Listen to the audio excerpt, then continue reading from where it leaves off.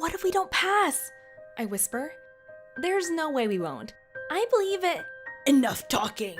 It's time to start the eternal exam! Wahahaha! The monster shouts. I was shaking so much that I couldn't even write properly. I just kept thinking about what the monster would do to us if we fail.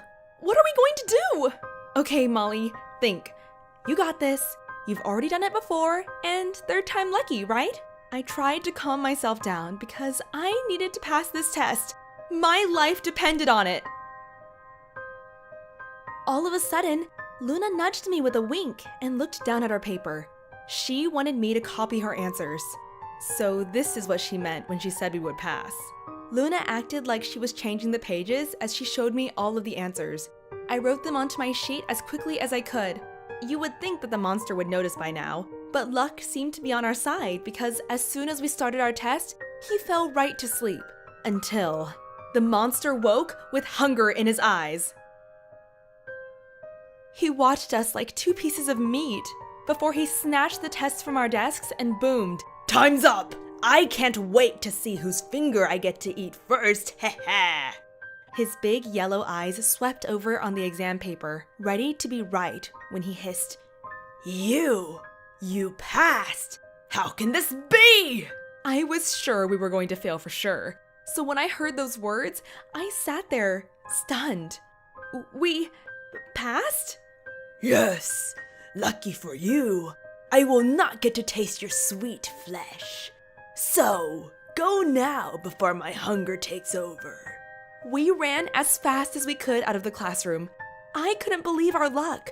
We had just escaped with our lives. Luna squeezed my hands. See, I told you we would pass.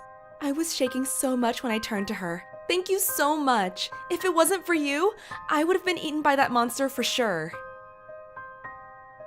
That's what friends do. Luna smiles. Even though we just met today, it felt like we had known each other for ages.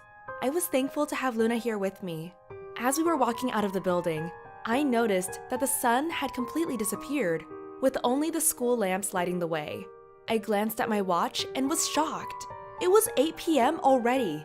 Time had passed so fast, unusually fast. Oh no. Oh no!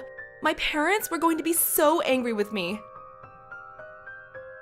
I grabbed Luna's hand and told her we had to get home fast. But as we walked towards the school gate, there was a small store that I had never seen before.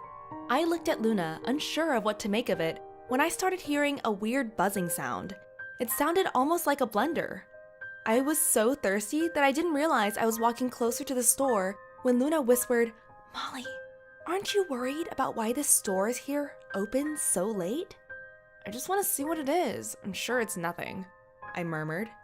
But Molly, I have never seen this store before. You're worrying too much, Luna. Maybe this is their first day open. Plus, after everything we just went through, I think we deserve a sweet drink. Come on, I'll buy you one. Auntie, can we please get 2 red sodas? I shouted as I ran into the shop, with Luna running behind me. Wait, Molly, wait for me! I stopped in my tracks when I saw the blender. It was a strange texture, like nothing I had ever seen before. The color was such a deep red that it looked almost human. But it wasn't until the owner's back came into view that I realized something was really, really off. Her body was unusually large, so large that it folded together in thick layers from her head to her toes. But what was even scarier was the large knife in her right hand. Crunch! Crunch! The blender became louder and louder while sirens were going off in my mind. I needed to run, but I couldn't move. My eyes darted around the store as I realized that one jar was filled with dozens of eyeballs, while another had hundreds of fingers. Human fingers! Well, hello humans. Welcome to my store. My drinks are the most delicious drinks in all the lands. But there is a price to pay, you see. A red soda is the price of 1 human arm. Her face wrinkled into a creepy smile as she started to walk towards us. You must pay first if you want the drink. Come, little humans. Give me your tasty arms.